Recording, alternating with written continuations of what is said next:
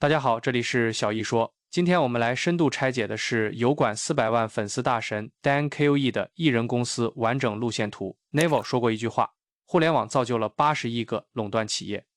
Dan KOE 把这句话拆开了，一块一块告诉你什么是艺人公司的品牌、内容和变现，什么是创业者法则，为什么市场永远不会饱和，为什么你现在就该开始，而不是等到准备好。他讲的不是理论。他讲的是一条路径，一条我自己正在走，并且已经开始验证的路径。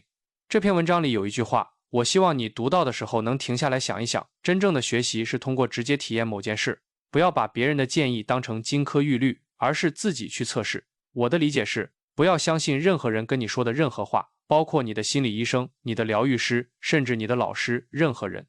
要想获得问题的答案，必须自己去亲证。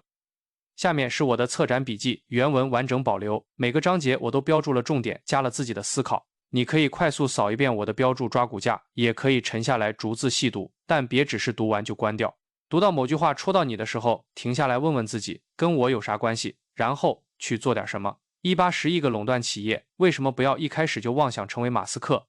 互联网造就了80亿个垄断企业，这是 Naval 的一句名言。虽然听起来有点陈词滥调，似乎过于简单，但实际上极其深刻。我不知道为什么，我至今还在反复读他1年前写的那个长推文，他简直是所有只会给基础建议的人的领主和救世主。但 Naval 的话确实与众不同，而且他有实打实的经历来支撑。我绝对热爱 Naval， 但今天我们在这儿是要谈论这个话题，我们要谈论艺人公司 One-Person Business 商业模式。为什么？因为我觉得有太多人梦想着创办一家估值10亿美元的公司，梦想着成为下一个杰夫·贝索斯，或者成为下一个埃隆·马斯克，因为这是我们在媒体上看到的。但问题在于你现在的处境，我假设你还没开始创业，否则你就不会只是在梦想这些了。和他们所处的位置之间的巨大落差 gap 正在给你造成极大的压倒性焦虑 overwhelm， 因为你根本不知道怎么走到那一步，对吧？这就是清晰度 clarities 的意义所在。缺乏清晰度正是导致崩溃、焦虑以及精神熵增或者是大脑混乱的原因。2. 创造者的天性与自我依赖的终极价值。在开始之前，你必须明白一件事儿：人类是唯一能够产生想法并将其变为现实的生物。黑猩猩等其他动物确实会使用工具，但还有哪种生物能用大脑构建出我们如今生活的这个世界？我们凭空用图像和符号构建了学校系统、政府、宗教信仰，我们构建了语言，这难道不让你感到震惊吗？在过去某个时期，我们是没有语言的，对吧？我们拥有能力，我们有意识、注意力、专注力，以及将这些想法连接起来并使之有形化的必要工具，从而能够与其他人交流并建立关系。至于这一切带来的陷阱和负面影响，因为它控制了许多人的生活，那是另一个话题了。但我认为，获得高质量生活的一个关键，就是顺应你作为创造者 creator 和构建者 builder 的天性，真正去构建一些东西，而不是只看着别人构建，自己却无动于衷。你看，自我依赖 self 减 reliance 可能是我生命中最大的价值观，它给我带来了最大的价值。当别人告诉我这与作为创作者的艺人公司有关，我曾经做过自由职业，做过一段时间的教练，做过咨询，我几乎做过天底下所有艺人公司的 offer。为了建立可信度和权威，我不太喜欢谈论数字，但在自由职业、教练、咨询、数字产品、训练营等所有我涉足的领域，我都卖出了10万美元以上的成绩。这就是为什么我谈论这些东西，一是因为我有直接的经验，二是因为我知道你应该采取的步骤，而且我知道人们把这事儿想得太复杂了。在商业方面，当人们冲着我大喊让我去搞短视频，比如 Reels， 虽然我现在也做，因为那是未来，或者让我抓住下一个商业模式，做这个做那个时，我觉得我已经有了一套很好的模式，所以我偏要反其道而行之，因为成功往往是反直觉的，这也是我的一个价值观，保持反直觉和怀疑态度。所以我做了相反的事儿。当别人让我做短视频时，我开始写长篇的 newsletter 邮件通讯。那种自我依赖，那种试图自己弄清楚事情的态度，教会我的东西比任何课程、任何大学都要多。这就是你学习的方式。真正的学习是通过直接体验某件事，不把别人的建议当成金科玉律，而是自己去测试。这不仅适用于商业，也适用于健康和任何意识形态或信仰系统。当有人跑过来说生吃牛肝是你能吃的最好的东西时，我曾陷入过那个陷阱。但你必须看到多重视角，因为生活就是视角的集合。人们试图达成目标、解决问题、获得好处，所有这些形成了一个单一的视角，让人相信某件事。所以，把一种特定的意识形态当成绝对法则，只会对你能拥有的任何机会关上大门。3. 艺人公司的2条切入路径：技能驱动 vs 自我提升驱动。回到手头的话题，我们在这里谈论艺人公司的商业模式。我相信这是 95% 以上想要创业的人的最佳路线。一是因为它遵循了人类进化的规律，你随着时间而进化。我认识的很多人，包括我自己，都是从2种不需要经验的方式之一开始的。非第一种，基于技能 skill 减 based， 有市场需求的技能，比如设计、摄影、邮件营销、文案写作、SEO、网页设计等等。你懂这些东西，你可能也学过其中一些，但这就像你在开启一份自由职业。非第二种，基于自我提升 self 减 development 教练业务，与建立受众、提供价值和教育人们有关，这样他们才会购买你的产品或服务。所以，人们从基于技能开始，然后在这个技能上教育别人。如果我是个写作者，我确实是，那么我就会教你如何写作，我会给出小贴士，我会写关于写作的文章。如果我是个搞自我提升的心态导师 mindset guy， 那么我就会给出心态建议，我会教你如何强化你的大脑等等。这属于健康、财富、人际关系和幸福这4大永恒市场。而基于技能的路径，在某种程度上可以用来补充你的自我提升，这样你赚钱能快一点。因为一项高客单价的服务，比如自由职业 offer， 一旦你做得够好，你可以卖到2-3千美元，然后你可以通过你的受众去卖，或者直接去冷启动联系人 cold outreach 来获取客户，这样你赚钱要快得多。根据我的经验和失败教训，我总是建议人们开始发布内容。为什么？因为很多做自由职业或教练的人往往会陷入这样一种循环：你必须做大量的体力劳动才能获得客户，你必须发冷邮件、发私信，而你没有一个品牌来教育别人，建立信任和权威，导致你每次都必须手动在私信里苦哈哈的推销。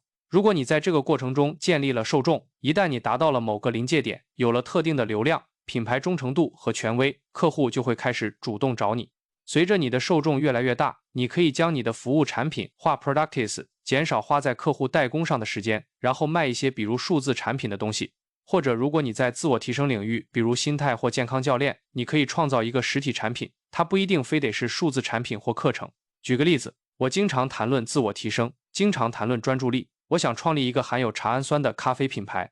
如果我多谈论这个，多展示我喝这个的日常，人们就会买，因为这在人们的生活中是好用且有益的。而我就是那个独特机制 unique mechanism， 个人品牌就是独特机制。为什么人们会从我这里买而不是别人？因为我通过尽可能诚实透明的分享与你们建立了连接。4. 打造艺人公司的3大支柱：品牌、内容与变现。我们将过一遍我所谓的创业者法则 entrepreneurial methods， 它有点像科学方法的衍生版，但我们必须先了解如何应用它。对于艺人公司，你需要3样东西。支柱1，品牌 brand， 它就像你的受众或者你的店面，是别人看待你的方式。艺人公司的品牌是基于你自己建立的，它是个个人品牌，是个人的生意。这个品牌围绕着你对未来的愿景和你的目标展开，那就是你引导人们前进的方向。因为追随者只会追随领导者，如果你不是个领导者，那就别想着创业了。支柱2，内容 content， 你的内容来源于你的兴趣、自我提升或者各种技能。你在这些方面教育人们，同时时不时加入你独特的个人视角。谈论你的兴趣，教育别人，并抛出你自己的个人想法、信仰、心态感悟，或者你每天在做什么。你用你的内容去娱乐、教育和启发 entertain, educate, inspire。你学习如何以一种能捕捉注意力、交付价值，并将注意力转化为关注、购买或邮件订阅者的方式来写作或构建内容，然后随着时间慢慢建立杠杆。支柱3，变现 monetization。很多人在这上面搞砸了，因为他们想着我怎么从像 YouTube 这样的平台上变现。你可以接广告 AdSense， 那很好，我也接，但那不在你的掌控之中，你随时可能被平台封杀。如果你没有自己的邮件列表，没有你自己创造的能掌控价格和流量的产品或服务，你就无法决定你的收入。如果你想在网上真正建立一份收入，你需要变得足够有价值，把产品或服务卖给那些比你落后1到2步的人，或者他在其他人的生活中有实际用途。如果我喜欢咖啡并用它来专注，那我就去创立一个茶氨酸咖啡品牌，一边谈论生产力和专注力，一边卖给我的受众。只要给你时间，并且不因为2个星期没看到结果就放弃，事情就这么简单。5. 创业者法则 The Entrepreneurial Method 解决问题的5步闭环。现在回到创业者法则，这是我们每天都在做的事情，它是一个普遍的原则。人们遵循它不仅能提高生活质量，解决自己的问题，还能从中获利，从自己的自我提升和技能获取中获利。如果你从零开始，完全没问题。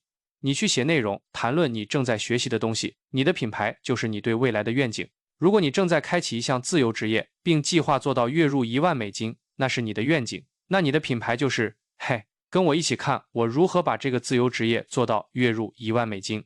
如果你已经有价值了，已经培养了心智或技能，那你就有了更多的权威性，你就已经知道该谈论什么，以及在网上该创造什么价值了。我想在这里提一句，在内容创作上，你不需要重新发明轮子，你必须保持自我觉知 self-aware。在艺人公司里，自我依赖也意味着自我觉知。你喜欢消费什么样的内容？它是不是太基础了，或者是你独有的？你是不是每周都在读同一套陈词滥调？人们需要的更多是被提醒，而不是新东西。内容就是这样，你加入进去，把你对大家都在谈论的同一件事的独特看法表达出来，从而获得增长。如果你在社交媒体上没有增长，通常是因为你的自尊心 ego 在作祟。你把事情想得太复杂了，你试图变得太花哨或太聪明，并且你很生气，因为你觉得别人没有你聪明，或者就是不懂你。事实是，对，他们就是不懂。所以去听听反馈，改变你谈论事物的方式，让它变得真正有趣。如果人们对你的兴趣不感兴趣，那是因为你不知道如何让你的兴趣对那个人变得有趣。创业者法则5步闭环。第1步，找到一个问题。驱动人类行为的是问题。如果我给你读个故事，开头是床的一侧有一块冷冰冰的地方，这就打开了一个好奇心回路，人们会想了解更多。第2步，自我教育去解决它。假设你发现自己缺乏自尊，这可能是一个健康问题，可能你没有肌肉，或者你不喜欢自己的长相，这是一个表层问题。你必须先解决那些浅层的外部问题，然后才能深入到你的内在核心，找到一切的意义和目标。你也许需要去学怎么健身，然后你变得擅长健身，或者你创造了一套让自己变壮的独特系统。如果你想解决钱的问题，你是个破产的大学生，你意识到大学只会给你设一个收入上限，你不喜欢那样，所以你开始做自由职业，学习一项技能。第3步，在网上记录你是如何解决的。这就是人们常卡住的地方，总觉得自己缺乏经验，觉得自己发内容像个冒名顶替者 imposter。老兄，如果你想通过冷启动联系别人，靠自由职业从别人身上赚钱，那你为什么害怕在网上发免费的内容？这说不通。免费的内容应该放在第1位，作为你提取所学知识、整理思路的方式，让别人从中受益，从而建立权威，直到你签下客户。第4步，将过程系统化，提取出可复制的流程。这正是人们想要的。他们想要确切的、循序渐进的建议，以获得特定的最终结果。如果你想从一开始就赚钱，你需要专注于提取一个流程或创建一个系统，因为这与学习、自我教育和自我依赖息息相关。你必须去实验，去尝试不同的东西，看看什么对你有效，通过挣扎和不走捷径去寻找那个发现，这样你才能带着你自己独特的观点去教别人。第5步，分享你的发现，把你的发现或流程交给那个需要帮助的人。6. 消除市场饱和的恐惧。艺人公司的进化论，随着科学过程或创业过程的推进，迭代 iteration 是极其重要的一部分。这就是艺人公司所做的，它会进化。如果你害怕这个领域饱和 saturation， 你必须明白，如果你开始做创作者业务或艺人公司是不可能饱和的，因为我们会进化。我从做自由职业进化到了做咨询，所以当我离开自由职业市场时，我就腾出了一个职位。当我离开咨询开始做训练营，并且随着受众增长开始做数字产品时，我让那个市场去饱和了。那个让我赚了很多钱的 offer 我不再卖了，其他人就可以进来卖类似的东西，取代那个位置。如果未来我想转型，只靠卖书或者开个软件公司，那我就进一步让市场去饱和了。你必须明白，互联网造就了80亿个垄断企业，这里真的有每个人的生存空间。你觉得饱和，只是因为你还没开始，你是在瞎猜那个差距中间有什么，而不是自己去弄清楚。顺便说一句，最近有人问我，我想积累受众，谈论我的兴趣，最终赚取收入，但这需要多长时间？我的问题是，如果你打算这辈子余生都做这件事儿，那它需要多长时间有什么关系呢？既然你迟早要回来做这件事儿，为什么不现在就开始去经历那些你必须经历的失败？经历足够多的失败是看到成功的必要条件。你越早把这些失败搞定，你就能越早看到成功，并在余生里真正享受做这件事。人们付费购买的是信息的聚合、速度和便利 （aggregation, speed and convenience），这在我们周围随处可见。为什么你会去买那些对健康不利的快餐，而不是在家里吃好东西？因为便利。那我为什么要花20个小时去互联网上过滤那些碎片化的 YouTube 视频，而不是直接买一个循序渐进，教我如何获得最终结果的课程，然后立刻拿到结果呢？7. 生命的意义，提升自我意识，再提升集体意识。我想在这个视频的第5步分享你的发现，结尾问你一个非常困难的问题：生命的意义是什么？通过我自己的实验、自我教育和研究多种不同视角，我注意到了一些模式。我总结出了一个关于生命意义的2步系统。第一步，提升你的意识 ，raising your consciousness。这意味着主动探索现实中未知的方面。你不逃避、挑战、失败或者人类体验中的那些黑暗区域，你主动探索并去感受你的问题，学习如何解决它们，直接体验你自己解决它们的过程。你在这个现实领域提升了你的意识。你通过解决自己的问题，让未知变成已知，让无意识变成有意识。你把艺人公司这种不可预测的属性变得可预测，并帮助其他人也达到这种境界。第2步，提升集体意识 ，raising the collective consciousness。当你在提升自己的意识时，你是在绘制一张现实的地图，一张探索未知的地图。然后你把它交给别人，这有助于极其快速地加速集体意识的提升水平。当然，在教学时，你要让他们知道，他们也必须自我教育，必须自己弄清楚并提升他们自己的意识。这在某种程度上就是生命的意义。当你帮助别人获得结果并解决他们想解决的问题时，那种感觉真的不可思议。你通过把你的地图碎片给出去，通过在网上写作或发布内容来提升集体意识，这就是社交媒体的作用。然后，你的产品本身就是那张完整的地图。你把它提取出来，封装成一个小小的压缩包，上传到别人的大脑里。最后要明白一点，你帮不了那些不想被帮助的人。所以，如果在这个过程中你收到仇恨和批评，你必须能够坦然接受。如果人们不想提高他们的生活质量，卡在他们那自大的陷阱里，那没关系，你帮不了他们。我用基巴莱恩 （Kybalion） 赫密斯哲学文集里的一句话来结束：智慧的嘴唇是紧闭的。除了对那些理解的耳朵 ，the lips of wisdom are closed, except to the ears of understanding。古代的大师们也在说同样的事。你无法帮助那些不想被帮助的人，但如果你想被帮助，如果你想看更多视频，点击订阅、点赞。感谢观看 ，Peace。你刚刚读到的这篇 Dan KOE 的内容是我从海外一手筛选整理的。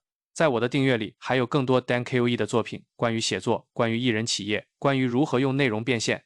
除了他，还有 Nicholas Cole、Taylor、Pearson、Derek、Johansson、Ryan Holiday、James Altucher、Mark Manson 等等这些海外最顶尖的艺人公司创作者和思想者，他们的方法论、框架、实操案例，我都在持续收录和更新。这不是一个收藏夹，这是一个经过筛选的第二大脑，帮你省掉找资料、辨真伪的时间，直接拿到最有营养的部分。